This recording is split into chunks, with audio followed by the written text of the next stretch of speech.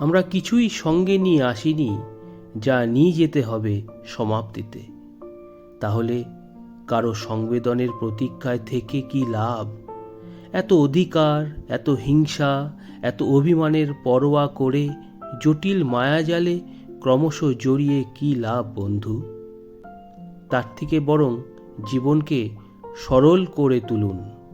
পাওয়া না পাওয়ার হিসেবটা ছেড়ে দিন বিধাতার জন্য। আজ অবধি ভালো মন্দ যেটুকু ঘটেছে জীবনে, তার জন্য আপনি বা অন্য কেহ দায়ী নন। সবই সময়ের মায়াজাল। আপনি শুধু অনুসরণ করে চলেছেন এক অজানা ছায়াপথ, যা কিনা আপনার ইচ্ছা বা অনিচ্ছার উপর নির্ভর করে না। তার অন্তিম কোথায় তা কেউ জানে না। শুধুই 3টে স্তরের চেতনার স্থায়িত্বকাল মাত্র, অর্থাৎ সৃষ্টি, স্থিতি আর বিনাশ। চ্যানেলটি সাবস্ক্রাইব করে আপনারা আমাকে সাপোর্ট করতে পারেন বন্ধু।